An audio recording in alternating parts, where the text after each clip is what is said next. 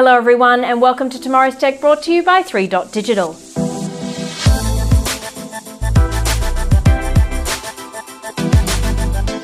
Our goal is to help entrepreneurs and business leaders successfully develop and commercialise their technology products and innovations. Today we welcome on the show Don McKenzie. Don holds a private sector career in roles such as Managing Director and a CEO of an AX-listed company. He now is a Managing Director of Adizes Australia and a Brisbane angel investor. Welcome on the show, Don. Thank you for having me. It's great for you to be on the show. And Don, the burning question. Change is inevitable right now for tech startups and scale-ups. So how can they successfully manage change at this time?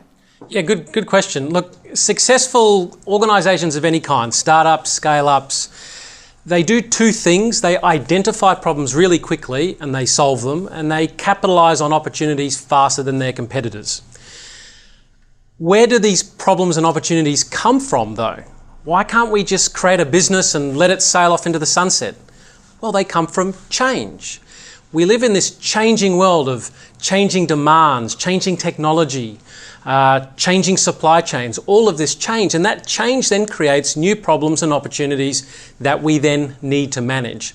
And so at the core of it, successful companies are really good at managing what we call this change loop, because every time we then manage, we're then actually creating some more change. Now, what is helpful in managing this change loop is understanding why that can be difficult. If it's just as easy as managing problems and opportunities, why can't people just do it all the time? Well, we summarise this by conflicts. Conflicts get in the way of traversing this change loop. And what we find is that if an organisation has destructive conflict rather than constructive conflict, all the energy, all the resource, all the time gets sort of consumed and dissipated into destructive conflicts. However, if we can get that conflict constructive, because we actually do need some conflict, we need some variance, we need some difference, but we need it to be constructive. And if we can get it constructive, we can then ensure we can make great decisions and get them implemented really quickly. And so for any startup or scale-up, if you start to feel a bit of destructive conflict, if you start to feel that you're spinning a little bit of the wheels, that's where you need to look. Because if you can solve that, that is the precursor to being able to manage that change loop. And if you can really manage that change loop, that's how you become really successful. That's very insightful, Don. And as an investor in tech startups, what indicators do you look to identify of founders who can manage change loops well? The second you've put money into an investment, the world has already started to change. And so what will determine whether you actually get a return or how big that return is how is this organisation going to actually manage all the changes that are coming along. And so what I look to do is actually understand what is their ability to manage the future change that's going to be coming. And the way I summarise that is, what's their ability to create a culture of mutual trust and respect? What is the ability of this founder or founders to create a culture of mutual trust and respect? Because if they can develop that trust and respect, I know they're more likely to have constructive conflict internally, and they'll be able to use that constructive conflict to be able to traverse that change loop. Now, what's interesting is what works at one phase of the life cycle causes failure at another phase of the life cycle. So I also look at their coachability, because a lot of founders haven't traversed all the phases of the life cycle.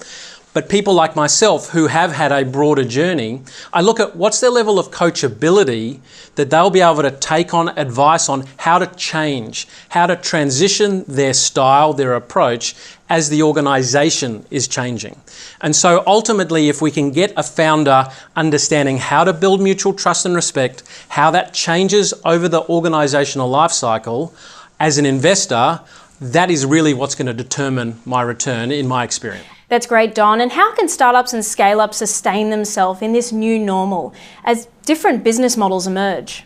This situation that we find ourselves in, this new normal, if you have a look at the underlying situation, what is it? It's an acceleration of the change loop. Big changes have been forced upon us. That's creating a lot of problems and opportunities that we need to manage. Business models are changing. Supply chains are changing. Our product suite is going to have to change. How we invoice and how we work together. A lot of rapid change. Now, what is interesting in the key point is that the change isn't just happening to you. So for the startups and the scale-ups out there, this change is actually affecting everybody. But the people that can actually manage that change the fastest will win. The people that can adapt, the people that can react, they will win. If you can't adapt, if you can't react, you will fall behind. So there's an amazing opportunity right now to choose.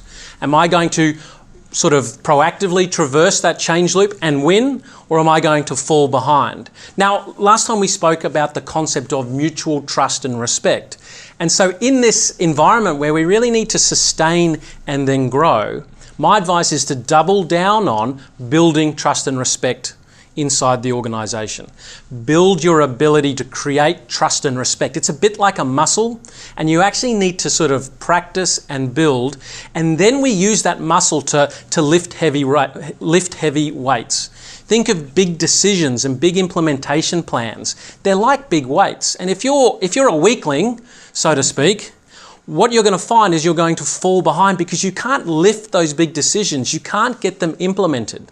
Now, mutual trust and respect, it's important to understand that trust is really about a common interest over the long term. And so what you need to be doing is looking, how do I get a common interest for everyone in my organization so I can really get their trust? And respect is about creating an environment where people can think differently and we want to learn from that disagreement. That is really important. So double down on trust and respect, understand those ingredients, because if you get that trust and respect, that's how you're going to be able to really sustain and then grow, because you're going to win at that change loop. With the aim of traversing the change loop swiftly and in light of COVID-19, are there any specific considerations you would offer to startup founders? Yeah, I'm finding a really interesting thing at the moment where a lot of founders and even scale-ups are making a bit of a mistake in not understanding the different, what we call perceptions of reality. The work of Dr. Adizes includes this idea of that there's the is, the want and the should when it comes to looking at a situation. Especially early stage businesses, they're concentrating more on what they want to happen and what they think should happen, and tending to ignore the is. And it's a very difficult situation that we're in, and we want many things to happen. We want to reopen sooner. We want consumers to go back to their preview. We want businesses to interact with us. But what is actually happening and what is actually likely to occur? And so what we have is a bit of a sequence issue, right? The correct sequence is to sneeze and then wipe your nose. If you wipe your nose and then sneeze, you end up with a hell of a mess. And in an organisation, unless you want a hell of a mess, you need to follow the right sequence. Start with what is, even if it's not all that pretty. And then in light of what is, what do we want, but anchored to the is? And then what should we do? Because what tends to happen is if we just concentrate on what we want, there are the is problems and things that might not get addressed, and we're too busy concentrating on what we want and what should be, and meanwhile these problems start building up that we're not identifying. Those problems turn into crises, and crises can kill a company.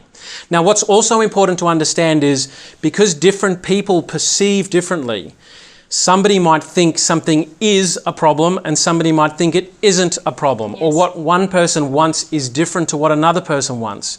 And so before you know it, not only is there a potential conflict in your own mind, there's a conflict with the other team members. So again, we come back to this idea that there are these perception conflicts. We need them to be constructive, but in any case, follow the right sequence. Start with what is, even if it's not pleasant, then move to what we want in light of what is, then what we should do. Then you're more likely to deal with all of the situations relevant to today rather than being left behind by other things that you're not watching.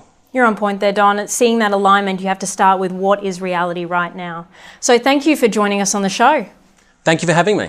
And thank you to our viewers for joining us on Tomorrow's Tech. I know there were some gems there that Don shared. And should you like to reach out, please feel free to do so to Don at Adizes Australia and also the team here at 3.digital for further support. We'll see you next time on Tomorrow's Tech.